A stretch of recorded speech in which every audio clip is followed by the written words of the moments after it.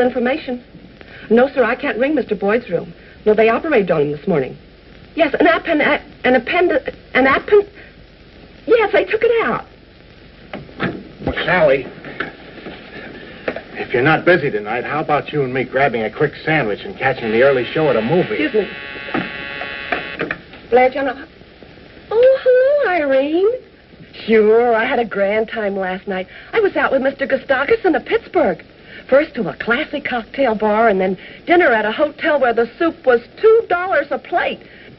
And then to a nightclub with real champagne. Well, goodbye. See you later.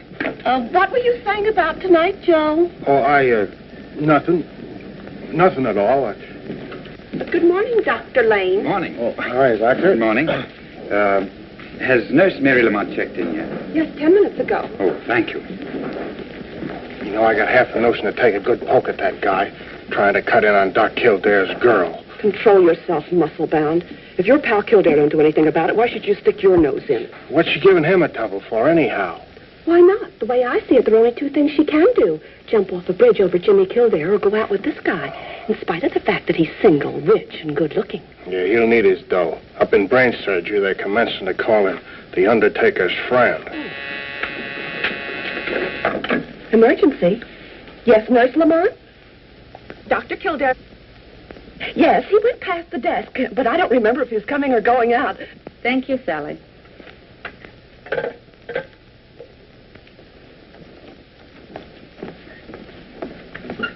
Is Dr. Kildaire in? Dr. Kildaire is in Dr. Gillespie's office. And everything is okay. Gillespie shut himself up in the other room. Thanks.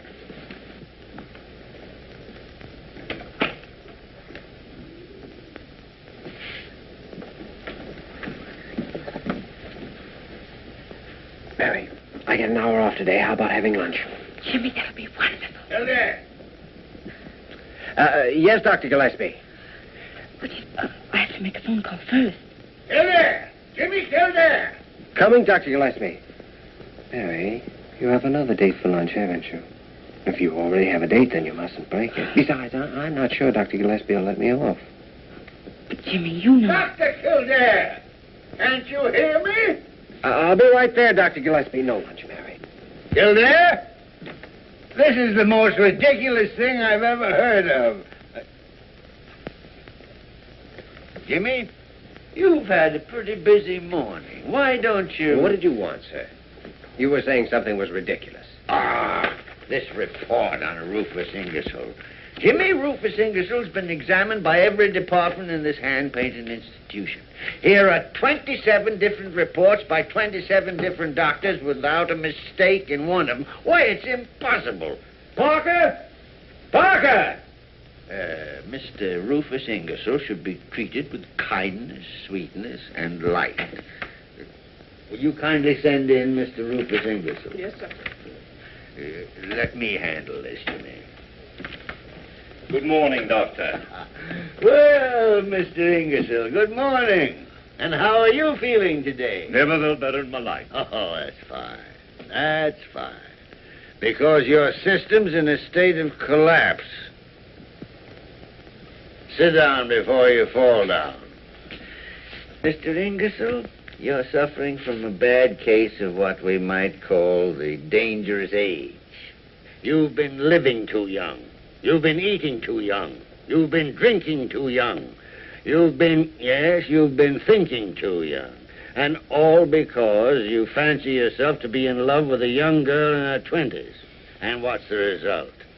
Your stomach is overworked, your heart is overstrained, and your kidneys look like the Battle of Gettysburg. My age has nothing to do with it. I'm still a young man. You're young enough to make a fool of yourself. Dr. Gillespie, I came here for medical advice. Okay, you take a large dose of common sense.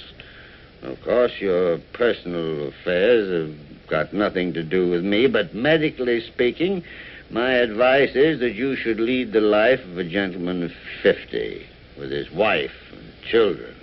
Otherwise, Mr. Ingersoll, one of these fine days, you're going to drop dead. Good day, Mr. Ingersoll. This way, sir. Next patient! Next patient! Well, how can I examine you with your uniform on? Examine me? I don't understand. Well, I call for the next patient, and you pop in. You must be the next patient. Have you forgotten Mr. Grayson's waiting in the next room? Why in the name of common sense didn't you tell me? Because you told me. Well, Nosy, shake a leg. Yes, Doctor. Oh, wait a minute. Tell Grayson we'll be in right away. Yes, Doctor. Hey, what's your opinion on Grayson? You think he's going blind? Well, case history shows an increasing pressure on the optic nerve. Every indication points to an enlarged pituitary gland. That agrees with my diagnosis. What do you prescribe? An operation. Removal of the tumor. Sooner the better. You positive of that? Yes. Well, it's the only chance he has outside of a miracle. You're absolutely right. But the final decision to operate is up to the surgeon. Well, that's one thing we can do for Grayson.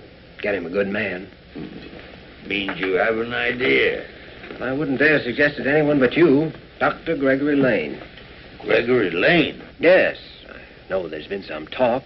He's lost several patients in a row. But people don't realize that sometimes patients die because there's no chance of recovery. What are you trying to prove? Well, I'm not trying to prove anything. But I feel positive that Lane's a fine surgeon and that the medical profession needs him. Well, what brought Dr. Gregory Lane to your eagle eye? Well, didn't you once tell me he was the most promising young surgeon ever came to this hospital? Oh, I did say he had a fine pair of hands, but his judgment's worried me lately. Well, there's one sure way to check on his judgment. How? Well, see what he says about Grayson. Aren't you always telling me that anyone who agrees with you is a darn good doctor?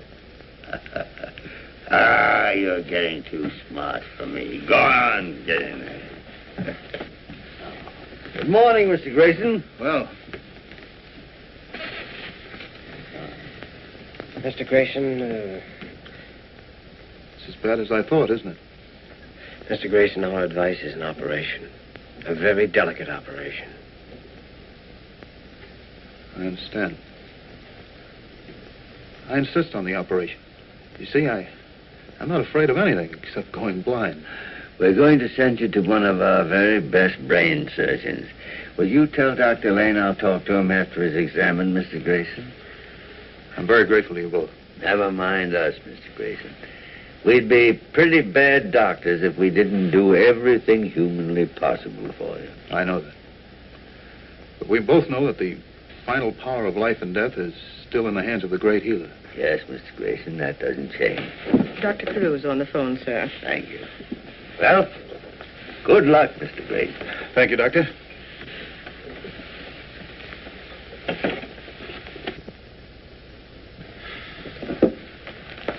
Hello, Carew. Well, how is the head of this gold-plated palace today? Oh, I'm fine, Leonard. Mr. Paul Messenger just phoned. You're to inveigle Kildaire out to the Institute this afternoon. Dr. Squires will show him the place and offer him the job. Have you said anything to Kildaire about it yet? No, not a word. But in justice to everybody, I'm going to do my best to make him accept. That's more than generous, Leonard. If you lose him, I know it'll be an awful blow to you. Blow? It'll be an earthquake. Well, since you're not going to take your hour off, am I right? And I want to talk to you anyway. Let's go and dig our graves a little deeper with our teeth. Miss Parker, lunch. Drat that Molly bird. If I don't drink at least one glass of milk a day, she hides my cigarettes. Yeah. I know it's good for me, but oh, I hate this stuff. Yeah.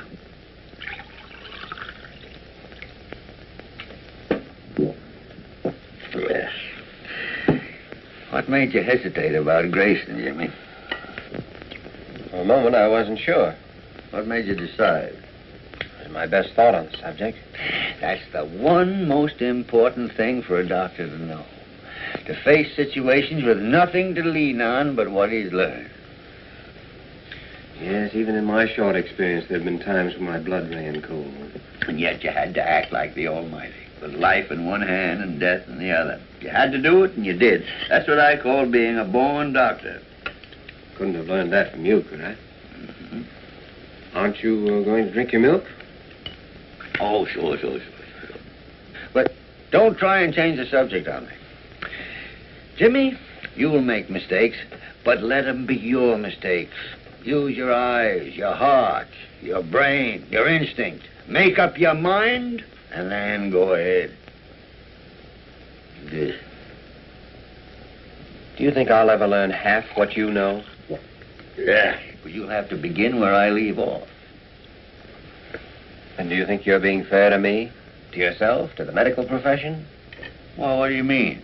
You haven't seen Dr. Lockberg in 2 months. Why? Because I'm a good doctor, and I know what's the matter with me.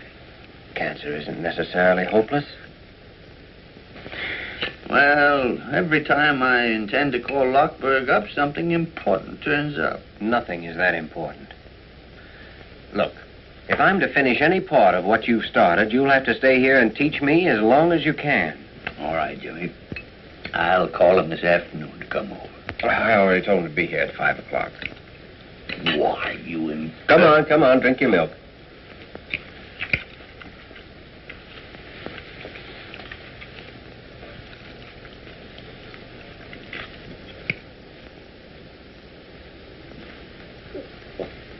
Well, the things people do for the sake of their health.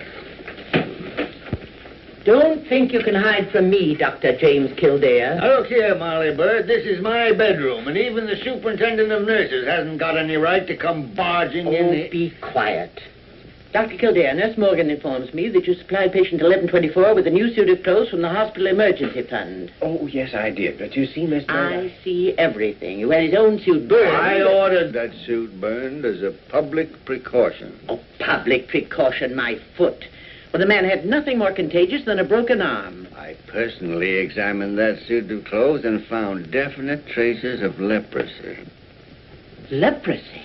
Leprosy? Bubonic plague, housemaid's knee, and a slight trace of Scandinavian hookworm. Scandinavian hookworm, you fool. Besides, Molly, there was a job waiting for him if he had a good suit of clothes. Leonard Gillespie, you haven't drunk your milk. Molly, no matter what else you can say about me, I'm a man of honor.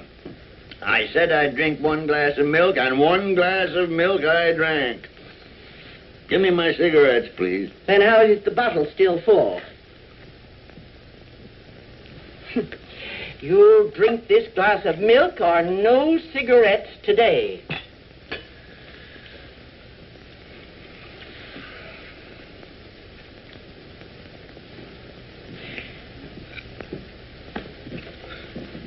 Yeah. Now give me my cigarettes. Well, they're still in your pocket. I forgot to take them out this morning. What friends? Well, you've been trying for 25 years to force somebody to take care of himself. It's a little hard to break the habit. Well, if you can get along without me for a while, supposing I run up and have a talk with Dr. Lane. Yes, Grayson's in pretty bad shape. Let me know when Lane wants to talk to me. That's what I meant to do. Then later in the afternoon, we're going for a drive in the country. Well, now you're beginning to act sensibly, sir. It'll do you a world of good. Maybe. I've ordered a nice big car, so the 3 of us will be comfortable. 3 of us? Uh-huh. You and me and Nurse Mary Lamont. Yeah, well, why not Mary Lamont? She isn't engaged to Dr. Lane, even though she did go out with him last week. What do you expect her to do? Die an old maid because you only get $20 a month? I don't expect her to do anything of the sort. Well, Dr. Gillespie, I guess it's pretty obvious to you how I feel about Mary Lamont, but I can't and I won't say anything to her about it. After all, $20 a month is $20 a month.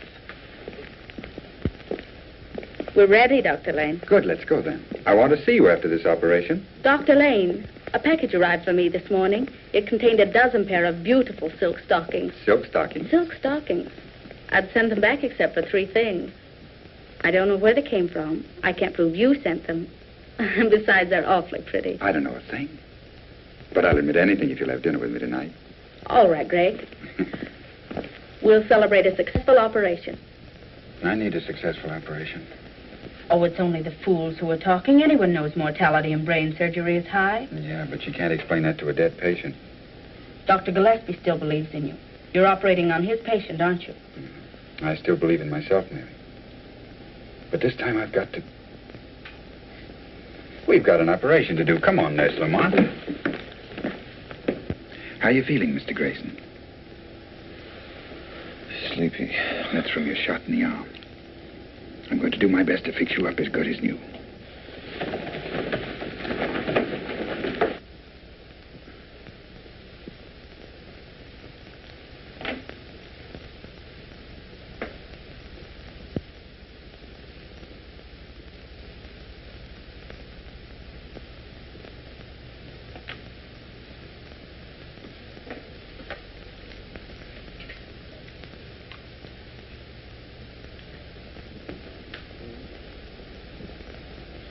Oxygen.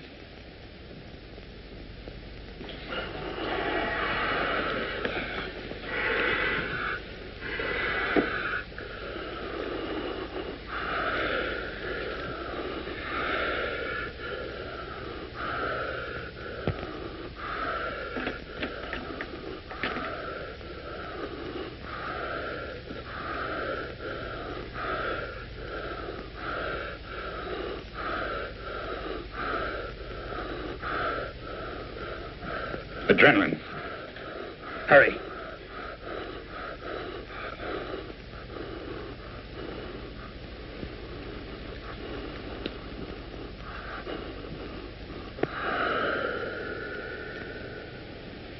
Never mind the adrenaline.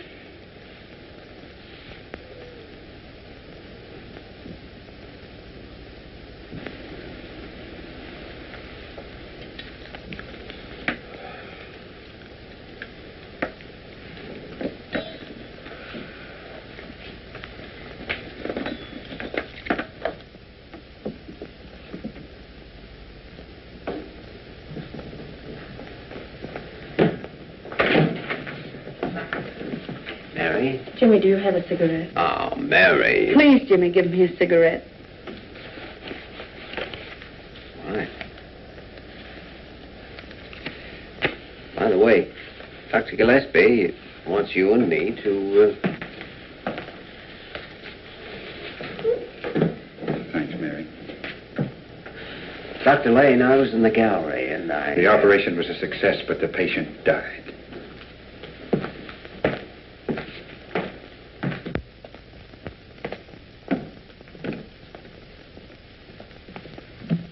Mary.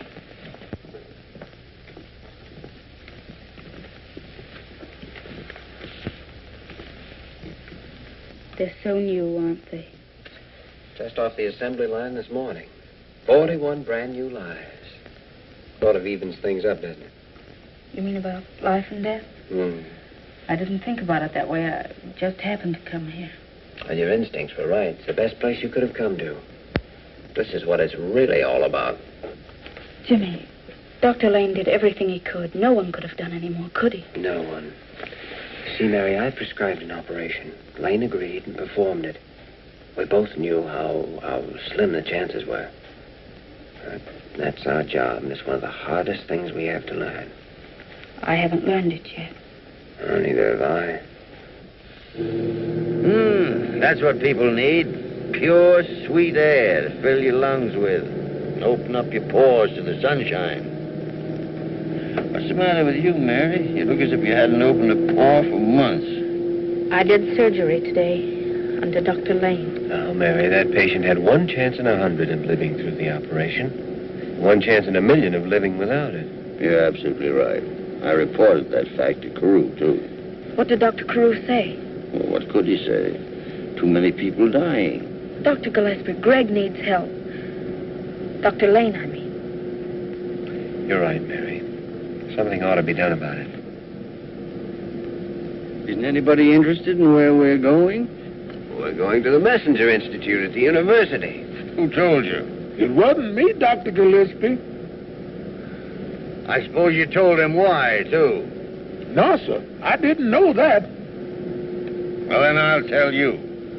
We're going to the Messenger Institute for Medical Research because I've got business there. And I'm taking you two along for the ride.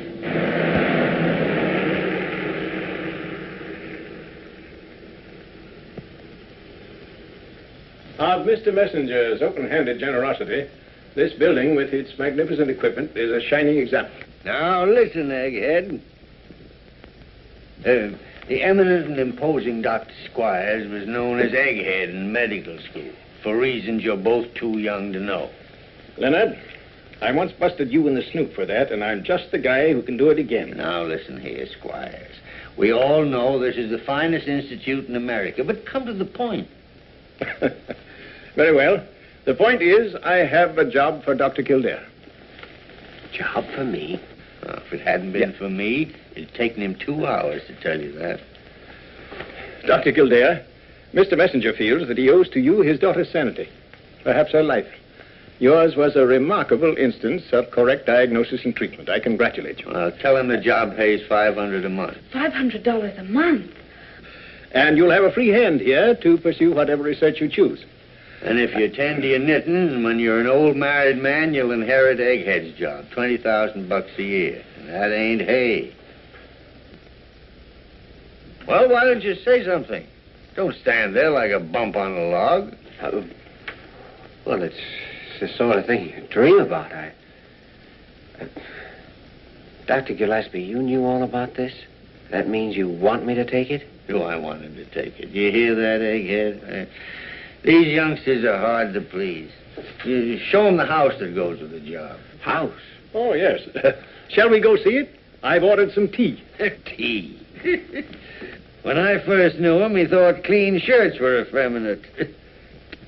Now he drinks tea. It's Mr. Messenger's idea that a man does his best work when his home surroundings are ideal. Thank you, George. You think you could be happy here, Dr. Kildaire? Happy? Well, he'd be crazy if he couldn't. Well, you show around, Jimmy. It's your party, you know. I feel a little tired. I think I'll stay here and have a spot of tea with Dr. Squires. Maybe a crumpet or two. Well, Egghead, how am I doing? If I hadn't known differently, I'd have thought you really wanted him to take the job. This is the greatest opportunity Jimmy will ever have in his life. And if he takes it, all I've planned will come tumbling down around my ears. All jokes aside, Leonard, won't you have a cup of tea? Suppose I get you a glass of milk. Milk? Yeah. I'm so full of milk now, I'd be afraid to meet a calf. Isn't it lovely? This isn't true. This sort of thing doesn't happen. But it is true. You have everything in the world ahead of you. I wonder. Dr. Gillespie wants you to take it, doesn't he? Does he? He even bragged about the salary. You remember that. Oh, right now, I'm not thinking about the money. But you must think about it. It's your future, your whole life.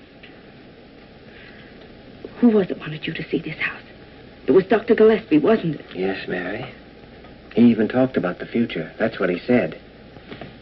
I wish I knew what he was thinking. Well, shall we look at the living room? Mary, you have dinner with me tonight. I've got a date. I'll get out of it, Jimmy. Hey, break it up, you two. Dr. Kildaire, I think we'll be ready for you to move in, say, next Monday. You're very kind, Dr. Squires, and Mr. Messenger's generosity is tremendous, but I'm afraid I'll have to think it over and let you know. Of course, Dr. Kildaire. Think it over. Will you have a cup of tea? Say, Egghead, I think I'll take that milk now.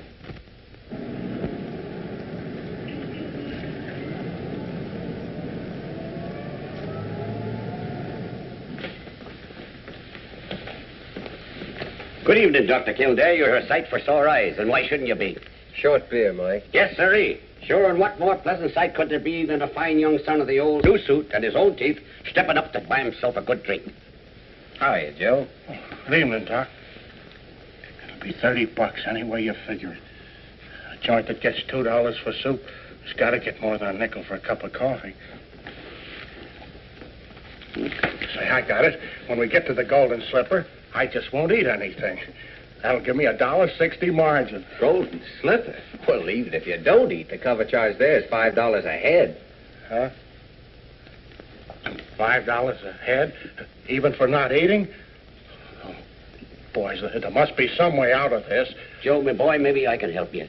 There's a drink I can mix that'll solve all your troubles. If you can only coax the lady in to sample it. Wait a minute, Mike. Now, Dr. Kildaire, I'm referring to a humble little concoction known as the Kiss of Kilkenny. It don't make you drunk, and it don't make you dizzy. It leaves you with one consuming thought in your mind, to sit quiet in your chair and listen to the angels sing. Will it keep a lady sitting here all evening? My friend back in County Donegal, I personally concocted one for a giddy young thing who wanted to be took to a dance. How long did it keep her quiet, Mike? Well, sir, that was 13 years ago come Shrove Tuesday. And according to a letter I received last week, she's still sitting there. Say, I know this gal of mine. You fix up 2 drinks for her, and I'll be back here in a jiffy with her. What do you advise for dinner, Mike? Well, I can fix you a steak as fresh as a new policeman. 2 steaks, medium rare. Coming up. 2 steaks, medium rare for Dr. Kildaire. Give him the 2 we're saving for the boss. Hello, Mary. Am I late, Jimmy? No, sit down. I've already ordered the steaks. Are you hungry? Starved. Good. Mary, did I ever tell you what my mother said to me when I left for New York? Several things. Which one? Well, she said you'll never get anywhere trying to be anybody but Jimmy Kildaire. Jimmy Kildaire's all right with me. Over the past hour, I've been trying to be someone else. Why, Jimmy? Because if I were someone else, maybe I'd have brains enough to say this in a different way. Say it your own way. I'm not going to take the job at the Messenger Institute.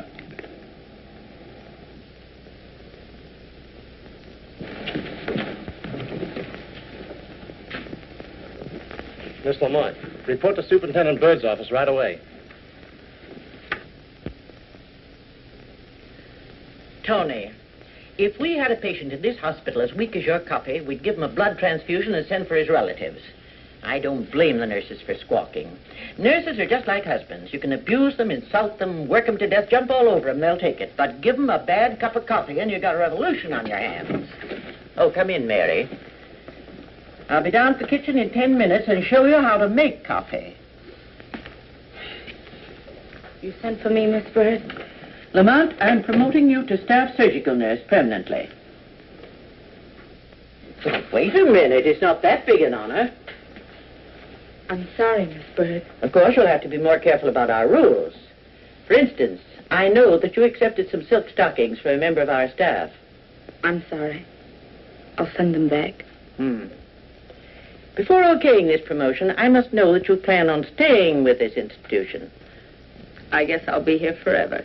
Because I certainly would not give this chance to a girl who's liable to quit her job to get married or something. I'm not figuring on getting married. No, child. I don't know why I'm so silly. Well, I know. I wormed it out of Dr. Gillespie about Jimmy Kildaire and the Messenger Institute, and this can only mean that he didn't decide the way you wanted him to. I kept hoping against hope. The only man in the world? It's not true, Mary. It's never true. If it were, 9 out of 10 women in this world would never get married.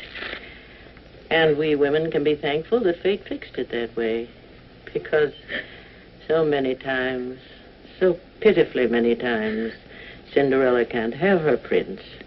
And if there were no other man in the world for her, how would the Cinderellas end up? Like me, Mary. I'm 49 years old, and what have I got in life? Bad coffee. No, Mary.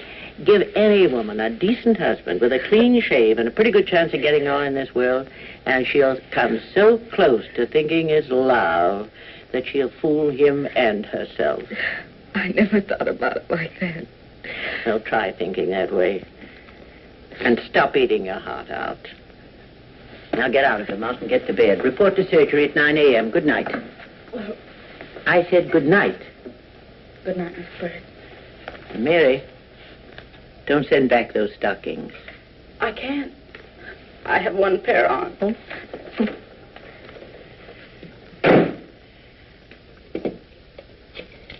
Hello. Superintendent Bird speaking. Beginning tomorrow morning, Nurse Mary Lamont starts as staff surgical nurse. Salary increase accordingly. She's to be assigned to Dr. Gregory Lane.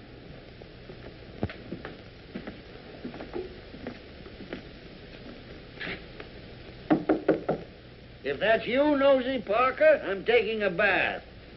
If it's you, Molly Bird, I'm not smoking a cigarette. Anyone else can go shoot themselves. It's me. What do you mean, barging in here 3 or 4 o'clock in the morning? What do you think this is, a 6-day bicycle race? Well, it's only 10:15. What do you want in the middle of the night? I'm not going to take the messenger job. Why, you unmitigated young upstart. Do you realize, Jimmy, you'll never have another opportunity like that as long as you live? I'm staying here because I'm selfish. Ever since I was a kid, I've known I wanted to be some kind of a doctor, but I didn't know what or where. Now I do know. I want to be a diagnostician, and you're the only one that can teach me. Jimmy, I'm the happiest guy in the city. As a matter of fact, I've been sitting right here since 6 o'clock waiting for you to come in to tell me your decision. I'm sorry, I've been a little busy. None too pleasantly, maybe, huh? Well, you know. Oh, got a note from Carew's office. Seems I'm behind in my surgery, and they want me to catch up right away. Do you mind if I borrow the... No, don't take anything you want, Jimmy.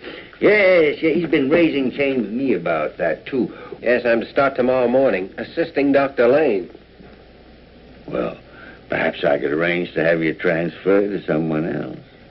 No, thanks. Say, what's the matter with this fellow Lane, anyway? I've heard he inherited a lot of money, and yet he wants to stick around this skating rink. No, that's not true. He's had money all his life, but he happens to want to be a surgeon. He also happens to be interested in Mary Lamont, or I'll fire 3 or 4 of my pet stooges. Isn't that Mary Lamont's business? You have no regrets about that, Jimmy? Dr. Gillespie, if I've told you once, I've told you 5 times that Mary Lamont... All right. Don't bite my head off. Furthermore, Dr. Gillespie, it's past your bedtime. All right, Papa. I'll go to bed like a good boy, and I'll be kind to dumb animals, and I'll wash behind the ears. So who do you think you are, Molly Bird in long pants? Blair General Hospital emergency. Just a minute. Hello, Irene. As I was saying, last night, Joe Wayman and me start. Me in that new blue chiffon, and Joe, mind you, he's actually in a tuxedo. When all of a sudden I find I'm paralyzed from the waist down. No, I didn't touch a drop. Just one little glass of Irish lemonade in Mike Ryan's place. But was Joe Wayman nice? He never said one word about me spoiling his evening. Traffic accident, emergency. Emergency, one coming up. Funny thing, no identification. Nothing but a key and a $5 bill. Did you go through all his pockets? What pockets? All he had on was an overcoat over some pajamas and a pair of pants. You know, Sally, I got it all figured out what was the matter with you last night. It was something you drank the night before with that guy from Pittsburgh. I'll bet it was. But, gee, Joe, you were so sweet. Carrying me home and singing like an angel all the way.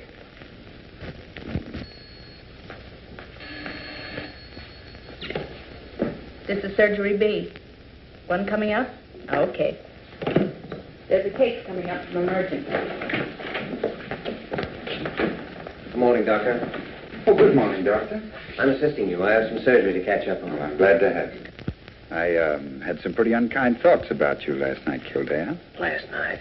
Yes, I had a date with a very pretty girl for dinner right up to dinner time. Oh, I'm sorry. Maybe you are, but I still had dinner alone. Well, it's nice having you around. I can keep my eye on you. Here's the X-ray, Doctor. Increasing intracranial pressure, pulse slowing, temperature rising.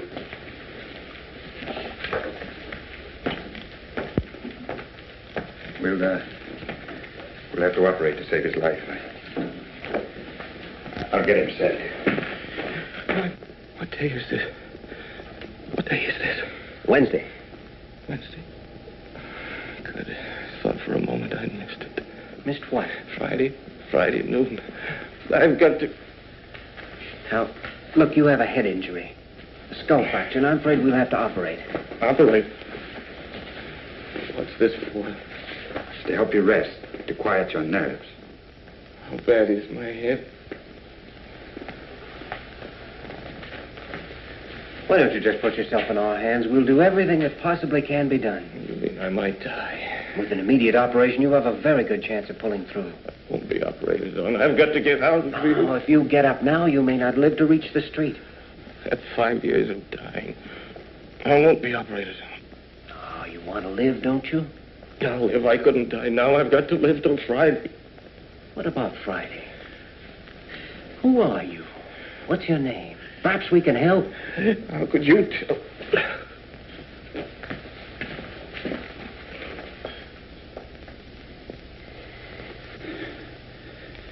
Well, his heart's strong anyway. I'll tell him to get ready. Wait a minute.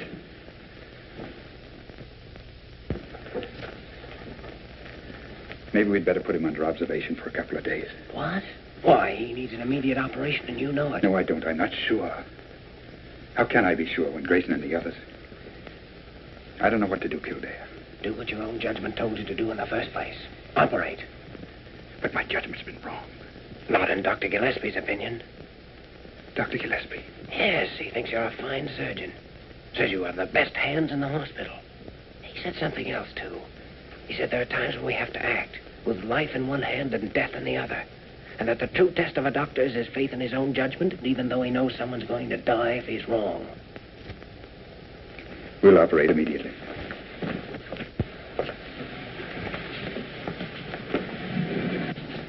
This patient has refused the operation, but I take full responsibility.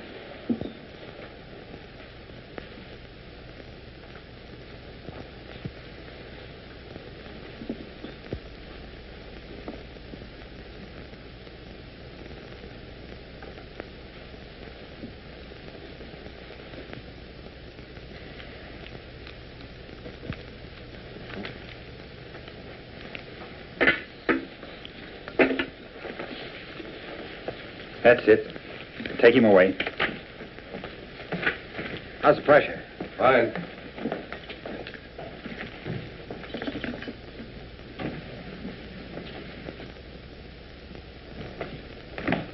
I don't think I could have done that without those words you said. Oh, you did a fine job, Doctor. Thanks. As far as I'm concerned, everything's going to be all right, I think, from now on. I'm sure it is. It was a long session.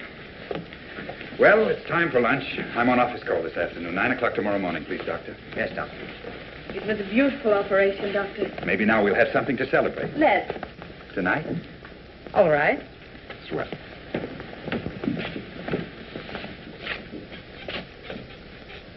Dr. Kildare. Yes, Dr. Carew. I'm very pleased you decided to remain with us. Why No explanations are necessary. I understand. Where's Dr. Lane? Oh, he's just left for lunch. Wish you'd been there. You'd have seen the kind of brain surgery you read about. Is that so? Well, I trust you're right. Doctor, because of the somewhat unusual circumstances, I'd like to have your personal report on this case. Well, Dr. Lane has office duty, so naturally I'll be watching it. Very good.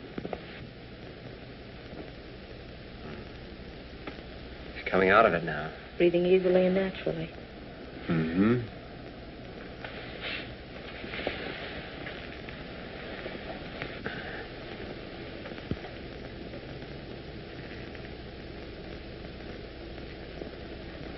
What day is it? What day of the week? It's Thursday. Thursday. Not Friday. No, it's Thursday. You've put me in the wrong day. The wrong day of the week. Easy there. It's the wrong day. Friday's the day I want. Well, tomorrow will be Friday. You can't trick me. It'll always be Thursday. You've locked me up in the wrong day of the week. Careful now. You've got to break through. Got to break through to Friday. Get me a hypo of morphine and a restraining sheet quickly. There isn't the time to break through yet. I'll tell you when the right time comes. You'll tell me? Yes, I promise. We'll start planning right now. If you lie still and help save your strength. Who are they? Oh, they're going to help us plan. And I'd better give you this. You'll need all the strength you can get. Close your eyes. That's it. Get that restraining sheet on him quickly. Doctor? What's wrong? There's some mental disturbance. I had to give him a hypo. Couldn't it be the effect of the anesthetic? I'm afraid there's no doubt. His mind's gone. But if you hadn't operated, he'd be dead now. His brain's dead. What good if the rest of him's alive? You were there, Kildaire. You saw everything. I didn't make a single mistake, did I? Not one. Well, and how's the patient? Why, that's a restraining sheet. Yes, I thought it was wise. The patient showed signs of becoming violent. Violent? Dr. Lane, what is this? Do you mean to say that your patient has lost his mind? Apparently. Apparently. Dr. Lane wasn't here when the patient recovered consciousness. But you had the patient restrained because, in your opinion, he's now deranged. Yes. I see. Dr. Lane, remove your patient to a private room. It's the least we can do. Then I'll see you in my office. Dr. Carew, you'll want me there, too, won't you? No, this is Dr. Lane's responsibility only. Oh, nevertheless, I'd like to be there. Don't stick your neck out, Kildaire. It's my neck. Dr. Lane, I freely concede that a doctor constantly has to make decisions, to operate or not to operate. But also, he must be right when he makes those decisions. Otherwise, we... Wait a minute. I'm in on this. What have I missed? I just left your patient. He's as mad as a March hare. What were you saying, Carew? Dr. Lane has made one too many mistakes. Dr. Gillespie, I was just saying that in this last case, I urged Dr. Lane to operate. I hesitated a moment, but the decision to operate was my own. Well, then why is Kildaire on the carpet? He isn't. He insisted on being present. Look, let me settle this thing once and for all. I decided to operate, and in a similar case, I'd do it again. Good. Now we know where we stand. Right. Dr. Lane, errors of judgment are difficult to prove. But in this case, you also performed the operation without the patient's permission, violating his legal right. His legal right to die? If you please, Dr. Kildaire. You, Dr. Lane, have placed this institution in a very serious position. You're suspended from duty pending a hearing before the hospital board tomorrow, Friday at noon. I'm sorry. You may go. Dr. Carew, I'd like your permission to testify at that board meeting. I can't permit that. And how could you possibly help Dr. Lane? Well, I don't know. He don't know. He wants to prove the operation didn't make the patient insane, but he don't know how to do it. Come on, Jimmy. Now, wait a minute. Suppose the man was insane before the operation. Suppose, for instance, he was suffering from schizophrenia. Poppycock. I don't think the hospital board will be interested in your theories. Your request is denied. But after he came out of the anesthetic, he spoke incoherently of Friday. And before the operation, he made it very plain that Friday was more important to him than living. Now he's a psychiatrist. If you concern yourself further in this case, neither of us can save you from the unpleasant medical and criminal consequences. Kildaire, you seem to forget one thing. Dr. Lane went ahead after the patient had refused the operation. But if the man was insane, he had no legal right to refuse the operation, which left the decision up to the doctor. Now he's a lawyer. I consider the matter settled, Dr. Kildaire. Which is the way a high-class gentleman says, get out of my office and mind your own business. Come on, Jim. Can you get along without me for the rest of the day? Oh, I guess so. It might be a good idea. Go on out and take in a show. Forget all about this little difficulty. No, I don't think it's so little. Maybe I haven't been here long enough to get the hospital viewpoint, but if Lane's kicked out, it'll look as though he murdered those patients. And we know he didn't. You going back to your office? No, I'm not. Get your hands off my chair. Oh, I'm sorry. I'll see you tomorrow. Where are you going? I don't know. Maybe I'm going to make a fool of myself. I don't doubt that, but how? I'm going to find out who this mysterious man is, so that I can prove he was mentally deranged before Lane operated. Now he's a detective. Listen, Sherlock Holmes, there are 7 million people in this town. How do you expect to track down the identity of one unknown lunatic? If you get yourself tangled up in this Lane affair, you might as well hunt yourself a new job, because I need an assistant that works for me. Now play that on your harmonica. Walter, you're a great man, a magnificent man to head this hospital. But you don't know any more about handling Jimmy Kildaire than I do. I'm upset myself. I hate to have to do this to a nice young fellow like Lane. In the old days, they used to draw and quarter them, nail up their heads on London Bridge. Today, we're not that merciful. When they kick over the traces, we have to throw them out and let them die of broken hearts. Listen, Mr. Gustafson, you may be a big man in Pittsburgh, but you're no gentleman, you gorilla. You take a girl out and fill her full of fancy soup and poison champagne, and the next night I can't move a muscle. Oh, I'm all right today. No thanks to you. But from now on, I'm sticking to hamburger and lemonade with a square-shooting guy that wouldn't even think of playing a dirty trick on a working girl. Goodbye, rat. Emergency. No, I haven't seen Dr. Kildaire for an hour. He went out of here in his street clothes, said he was off for the day. Sure, if I see him, I'll tell him.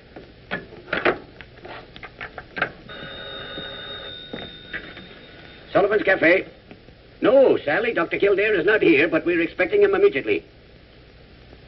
Sure, I'll give him your message. Hello. Sally, here's the doctor. Hi. Mike, Joe Wayman or Foghorn come back yet? No, my friend. It was no easy task you gave them. Finding out about this mysterious crazy man is like looking for a needle in a haystack. Oh, don't I know it. His clothes are just stock garments sold by the thousands. The locksmith you left the key with says it's from any one of 1,000,000 doors in New York. That is, if it's not from Chicago or Boston.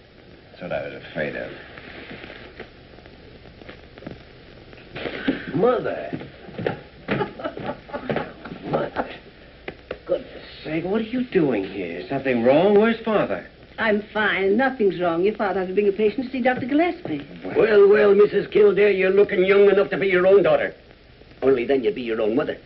And you don't look old enough for that. I bet you tell that to all the girls. I do, and I tell them all to make themselves at home. Thanks, Mike. My. Things must be pretty slack with you big city doctors. I don't know. Tell me, are you well and happy? Why shouldn't I be both? Well, if you'd simply said yes, I'd have known you were, but what's the trouble? Well, Mother, I think you are a mind reader. Yes, I am at kind of a crossroads. Nobody ever accomplished anything without passing crossroads. The only question is, which road do you take? It's not as simple as all that. Doing right is always simple. It's only the wrong thing that takes working out. Oh, excuse me, Doctor. Oh, hello, boys. Did you, Oh, Mother, allow me to present Mr. Joe Wayman and Mr. Foghorn Murphy. Foghorn? What's your real name? Harold. I prefer Foghorn. So do I. How do you do, Joe? Awfully glad to see you. I've heard a lot about you and your monkey wrench. Oh, those stories are exaggerated, Mrs. Kildaire. I never even owned a monkey wrench. Well, sit down, fellas. Tell me, did you find out anything? The boys have been getting some information for me. Oh, about those crossroads? Me and my pals made a house-to-house canvass of the neighborhood where your screwball was run over. We found one house where a guy had disappeared. Oh, go on. This mug disappeared in 1911 with a blonde in the Sunday school collection. Here. I was a blonde myself at 16, and no peroxide either. And the prettiest one in town, I'll bet. The prettiest one in the state, Harold. J. Harold. J. Harold? Oh, excuse me. I won't say another word. I dug up that truck driver that clipped your guy. At first he wouldn't talk, then he changed his mind, but he don't know who the guy is or anything about him. Who put that thing in my pocket? Why am I always someplace else when there's a good fight? Let me know next time you're in town. I'll sock someone for you. Thank you. Well, Doc, I'm sorry we weren't much help. It was kind of tough without knowing the guy's name or anything. That's all right, fellas. Thanks a lot anyway. Goodbye, Mrs. Kildaire. We're swell meeting you. Oh. And if you ever need a taxi, well, just call and... Oh, nix on that, Foghorn. I'll take Mrs. Kildaire in the ambulance if she has to go anywheres. Thank you, gentlemen. I'll accept both invitations, providing you let me drive. That's a day. Well, now you're stuck, aren't you, son? Yes, Mother. Right now I am in trouble. There's one way out, but it's awfully dangerous. Excuse me. I'm awfully sorry the boys couldn't help. But always remember one thing, Dr. Kildaire. Trouble is nothing new for the likes of you and me. The Irish ain't been out of trouble for 1,100 years. Thanks, Mike. You said something about dangerous, Jimmy. Dangerous to do what? Well, to cure an insane man before Friday. So they're curing insane people now, are they? It's an almost fantastic thing called the insulin shock cure. It's a gamble. Only two things to think about in a gamble. What have you got to win? What have you got to lose? Lose? Everything. My job, another doctor's career, maybe the patient's life. But think of what you've got to win, too. Oh, I'm not thinking about you and the other doctor, but the poor man. You can give him a new life and everything God meant people to enjoy. You're slow to decide, son, because you think you're all alone in this. But you're not. There's a man over in that hospital that's as fine a doctor as ever helped the ailing. Oh, I know, but I can't ask Dr. Gillespie to help me. Who's talking about Dr. Gillespie? I mean your own father. Oh, of course. Well, now the only thing to figure out is how to get a hold of him without Dr. Gillespie suspecting. Get to work, son. I will. I'll be seeing you, pal. Mm-hmm. Oh, it's funny, Mother. Whenever I know that I'm right with you, I can generally manage to work out everything else.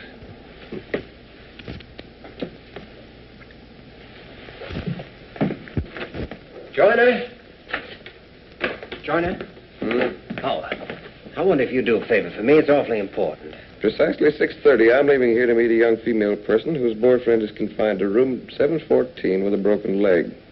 Until then, I'm going to lie quietly and conserve my manly figure. Oh, you're going to make a phone call for me, and then you're going to take a walk for about half an hour. And furthermore, the young female person has bright yellow hair and practically no brains. Dr. Joyner, if the young lady is free for the evening because her boyfriend has been forbidden visitors, by your orders, of course, I could easily report that out. Oh, no, don't shoot. Who do you want me to phone? Gillespie's waiting room. Oh, Dr. Stephen Kildaire. Just a minute, please. Hello. Yes? Yes, I understand. Well, just as soon as I finish here. Pardon me, that is my wife. Oh? You see, the rash hangs on in spite of everything that I've done, although it's confined to our hands. Well, it's obviously a skin allergy. Allergy? Yeah. Why, that might take months to identify. Tell me, Mrs. Gray, what do you do with yourself? How do you spend your time? I don't do anything, as long as I get my check from my son, keep the frost off my petunias, and play a little mahjong in the evening. Mahjong? Mahjong? See, I've heard of trouble with mahjong sets. The lacquer contains sap from a Japanese tree of the Shumac family. That could account for the skin disease. I could believe anything about that mahjong set. My daughter-in-law sent it to me. Julia, you didn't take it with you to the Yellowstone last summer, did you? I did not. You can't play mahjong on horseback. You see, when she came back, her hands were all cleared up. Well, there you are, Dr. Stephen. You got it. Suppose we keep Mrs. Gray here for a couple of days and fix up this rash, and then when you go home, take up solitaire. In the meantime, we'll put her across the hall in that nice big room, 370. Oh, Dr. Gillespie, which the rich Mrs. Van Allister has already paid for until Tuesday. I sent her home this morning. Nothing wrong with her, but too much money. Goodbye, Dr. Gillespie, and thank you. As long as Dr. Stephen did all the work, I don't owe you a cent. Goodbye. Sit down. Well, I'm ever so much obliged to you, Dr. Gillespie. I've got to run along now. I'll be back. Next patient. No, hold the next patient. Come in. Say, Parker, did you notice that I said anything to offend Dr. Stephen? Or was it my imagination that he was acting strangely? I wouldn't know anything about that, but if it was his wife on the phone, he's married to a woman with a bass voice. Hello, Jimmy. Oh, hello, Dad. What is all this? Please sit down. Why all the mystery? Is anything wrong? Dad, what do you know about the insulin shock cure for insanity? Insulin shock? Why? Well, tell me, have you ever actually seen a cure effected? Yes, I have. And it was one of the most terrifying things I've ever seen in all my life. Ah, but it worked, didn't it? Yes. Yes, it worked because it was performed under the most ideal circumstances, with cases that had every chance of surviving. Well, then you've never seen insulin tried when the patient wasn't in perfect physical shape. Oh, no. No, in case of any injury, especially to the head or the brain, they wouldn't dare. But, Jimmy, stop dodging the issue. If you need any help, I'm your father. I'm sorry. This is my problem. I know it is, Jimmy. And I don't want to interfere. I'll tell you how you can help me. I've read everything about insulin shock. I know all the theories. But I want you to tell me everything you saw. Don't leave out one detail. Right from the beginning. Well, Jimmy, insulin shock causes the patient to revert backward through every stage of evolution. At the dictates of his shocked brain, His human body attempts to simulate all the actions and mannerisms of each successive step. Back through the ape, the bird, lizard, fish, and so forth. This abnormal effort involves the most horrible convulsions.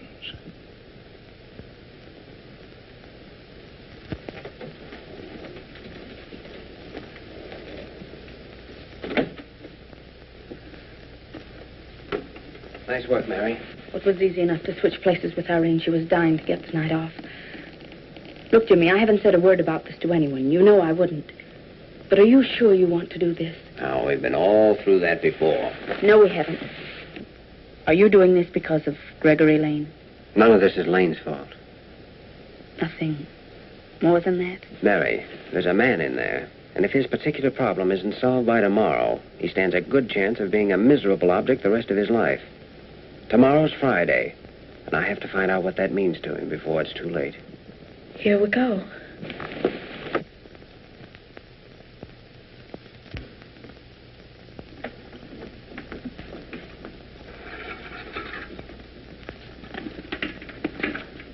I don't know a thing about this insulin business.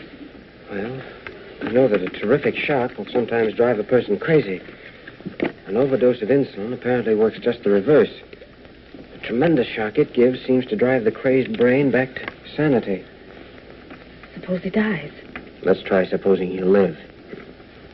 But what about you if he does die? Get his arm ready.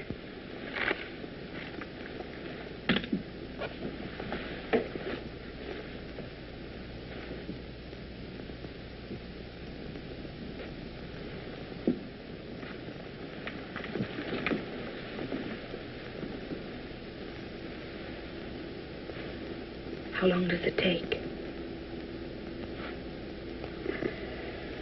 5 hours. 5 hours?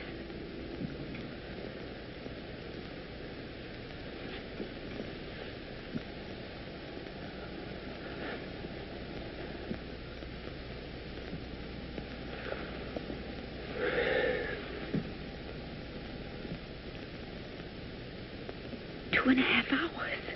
Ought to be at least 2 hours more before the effects have penetrated into the deepest part of the brain. How will we be able to tell? If I'm right, his actions ought to tell us. See, the theory is that buried deep in the human brain is the primitive brain of our earliest ancestors. Now, the action of the insulin on that basic part must be what restores the patient's sanity. Because what actually happens, no one knows.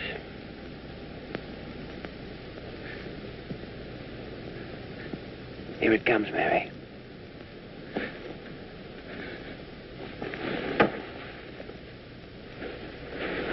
It's working.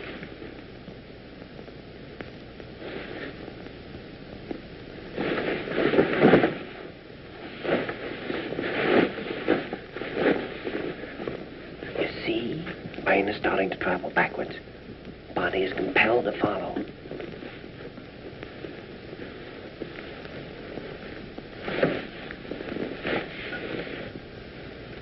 Are beginning the first primitive movements. It's as an ape might cling to a tree.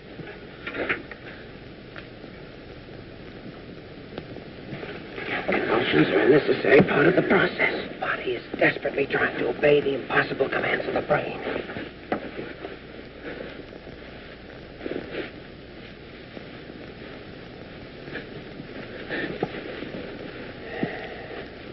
You see? All the thousands of years of human evolution, progress of frantically fighting, the muscles must obey. The brain is saying you're no longer a man, you're an animal.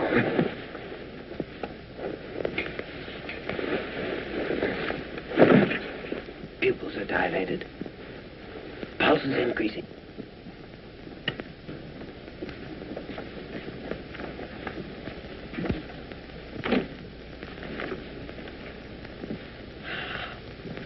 Dr. Kildaire. What do you want? There's been a change of nurses in this case without my knowledge or permission. I did that. Dr. Kildaire, what you're doing with this patient is between you and your conscience. Or between you and Dr. Carew, which might be worse. Molly, please. But personally, I think you were born to be hanged. Do you think she'll tell anybody? On the pillow. Watch his head. Jimmy, how long do these convulsions keep up? May get less. May grow worse. We won't know until the 4th hour.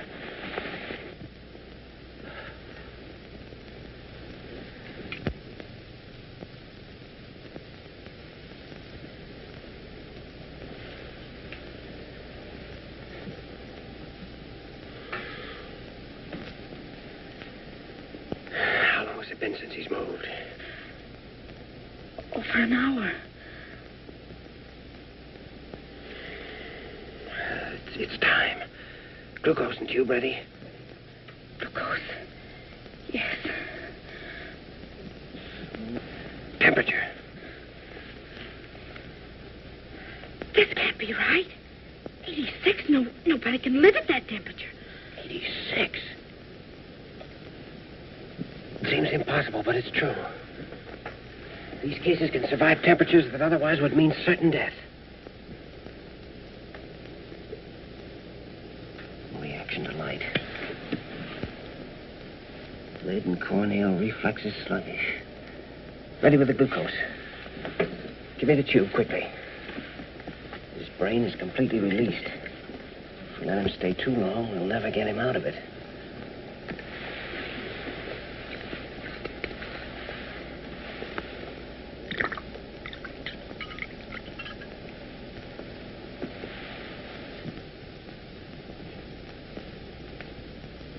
Why doesn't he move? It'll take a little while for him to absorb the glucose. The insulin's burned out every bit of sugar in his body. The glucose will restore it. Well, the miracle of insulin shock is that 1 minute you have this, and the next minute, if you're lucky, you have a sane and normal person. But if he doesn't come out of it, then we'll have killed him. Can you hear me? How are you? How do you feel? Oh, if I only knew his name. Listen, it's Friday. Jimmy, he's dead. Quiet. Can you hear me? How are you? Can you hear me? How are you? Can you hear me? How are you? Can you hear me? How are you? Can you hear me? How are you? All right, I guess.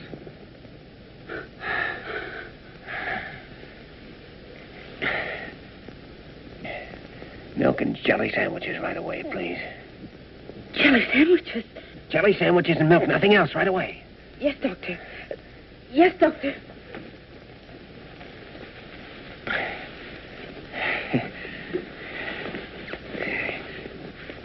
Hey, feel more like yourself now? Fine. Head hurts a little. Under the circumstances, that's hardly surprising. You remember me, don't you? Yes, you're the doctor that wanted to operate on me after I was hurt. That's right. You feel able to answer a few questions? Mm-hmm. Jelly sandwiches. Jelly sandwiches. Do you want the jelly inside the sandwiches, or do you want it on the outside? Oh, that's ridiculous. Not in this crazy place. I make coffee for the king. He raises my salary. I make coffee for the general. He kisses me on both cheeks. I make coffee for Molly Bird. She sends it for my relatives. Take them away. He's fine now, Mary. Just give him that food and don't let anyone talk to him until I get back. Back? Where are you going? I've got the answer to this whole business, the thing that was locked up in his poor, twisted brain. Now, listen, Mary, there's no time to explain now. But remember one thing. No one's to see him, and no one's to talk to him. Because if anyone questions him before I get back, it's liable to ruin everything. Do you understand that? Yes, Doctor. Well.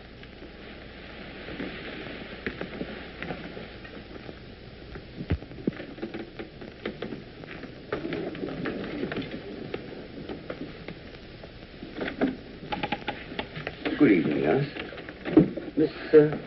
Miss Lamont, isn't it? I want to examine your patient. Well, Oh, the hour may be a bit unusual, but this is a very unusual case. While I'm in there, you might get me a little bicarbonate of soda. I've just come from a doctor's banquet. Dr. Carew, the patient mustn't be disturbed. Indeed, who said so? Dr. Hepworth, the staff physician on the case. Oh, that's all right. I spoke to Hepworth at 7 o'clock. Told him I was coming in. Yes, but he came back after that. But Hepworth told me he wasn't coming back until morning. What is this? I just left Hepworth at the banquet. Oh, it must have been some other doctor. What other doctor?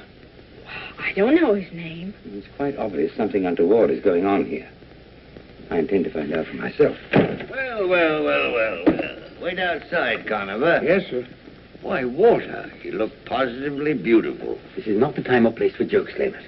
Well, you must have been joking just now when I came in. Wasn't he, Mary? Leonard, in order to testify properly before the hospital board, I must have complete knowledge of this patient's condition. Well, that's not unreasonable, Mary. But Dr. Gillespie, the patient mustn't be disturbed. It couldn't be that Dr. Kildaire told you not to let anybody in, could it? I don't know a thing, and if I did, I wouldn't tell you. I better go and find out. No, wait a minute. Come on, Mary, you might as well tell us. Otherwise, Dr. Carew will have the right to go in there. That's just what Jimmy wants to avoid, isn't it? Dr. Kildaire administered insulin shock. I can't believe it. And he did a magnificent job of it. I'll believe that when I examine the patient. Walter, I wouldn't go in there if I were you. I know I wouldn't. And I was practicing medicine when they were telling you to keep your thumb out of your mouth. Where is Jimmy? I don't know. This is the most outrageous thing I've ever heard. Oh, you ain't heard nothing yet.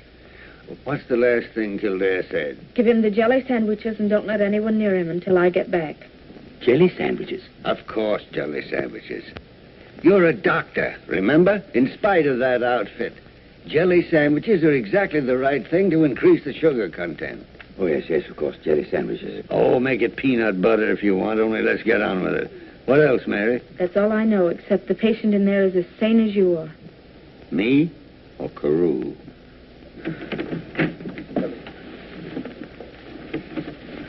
Dr. Kildaire. Dr. Kildaire, you're suspended from further duty until... Just one moment. Nurse, has anyone been in that room? Not a living soul, Doctor. And you're not going in till I know all about this? No, I know, but Mrs. Adams is. She has a legal right to see her husband. Will you come in now, please? Everything's going to be all right, if you'll just remember.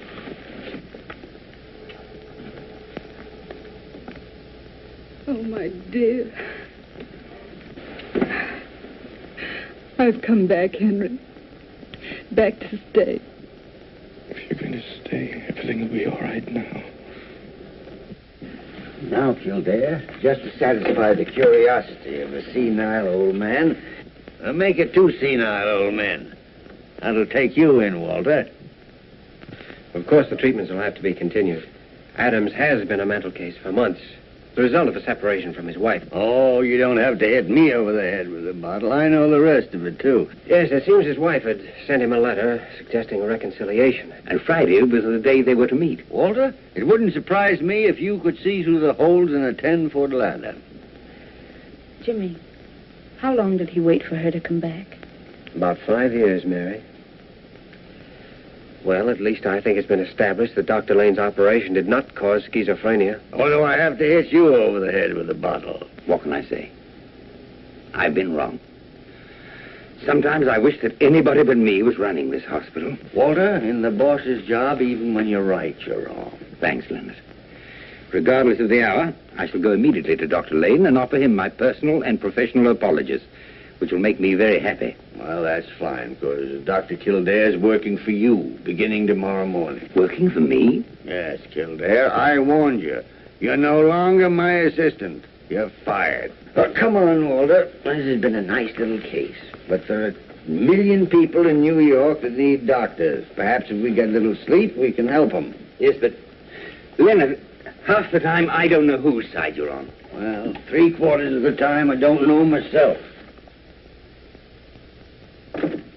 Jimmy, did you hear what he said? It just doesn't make sense. Let's not talk about it now. But all your plans, all you'd hoped to do. Say, I have half a notion to go up and give that rambunctious old fossil a piece of my mind. Keep your shirt on, Mary. Oh, you men make me tired. What is it, Jimmy? You asked me how long he waited for her. 5 years. Well, Mary, the reason I've never said anything to you about anything is because I didn't think it fair to even ask you if you'd be willing to wait as long as we'd have to wait. Perhaps I'm going too fast. There's a good-looking guy in this hospital named Gregory Lane who's in fine favor with the powers that be and has a lot of money. Well, maybe we can find a nice girl to introduce him to. Oh, and I presume we're engaged to be married. Jimmy, I saw the look on Mrs. Adams' face, and 5 years are going to be just nothing. Well, then will you wait just 5 minutes? I'll be right back. Well, now where are you going? I'm going to give that rambunctious old fossil a piece of my mind. Hold everything.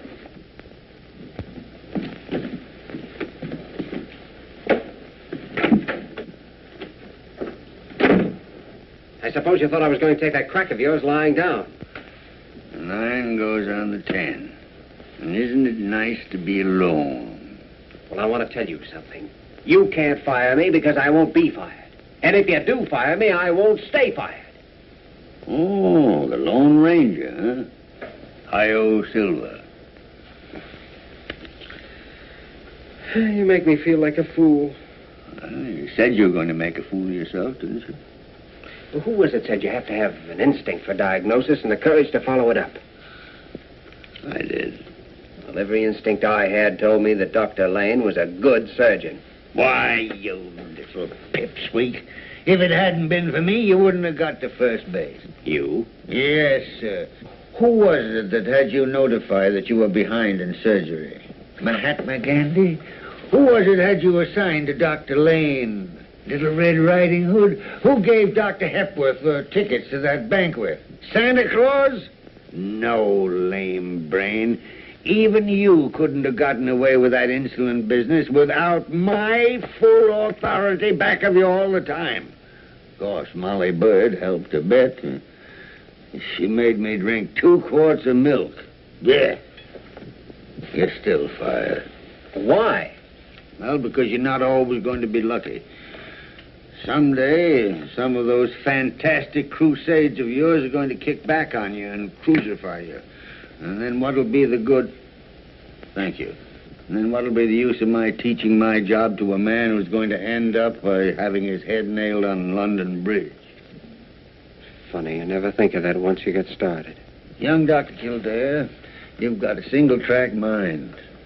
Well, I'm trying to be like you. There's only one man in the world like me. Me. Well, I wish you'd act more like it sometimes. Boy, I haven't made a mistake since 1926, except you. Now, what about Dr. Lockberg? Well, what about Dr. Lockberg? I saw him last night, 5 o'clock. You made the appointment. Mm-hmm. And instead of letting him examine you, you spent the entire time teaching him to play double solitaire and smoking cigarettes. Well, Jimmy, suppose I promise you to see Lockberg 3 times a week and you can stay in the room. Eh? That is, provided you'll promise not to make a fool of yourself more than 3 times a year. Why do you think I came up here? What do you think I've been waiting up here, all dressed up in tight pants? Jimmy, for the love of Pete, give me a cigarette, will you? Well...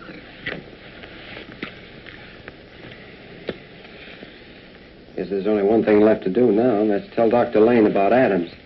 I'll go do that now. Oh, no. That'll keep until tomorrow. Oh, no, it won't either. Lane's waiting in his room. I telephoned him when I left for Mrs. Adams. Well, I'll go along with you. Well, I think you better know. Oh, yes. Conover? Where is that sleepy rascal? Well, I'll give you a hand. Unless you'd rather not. No. Go ahead, Jimmy. You push. As long as I know you're back there, I know you're not in any mischief.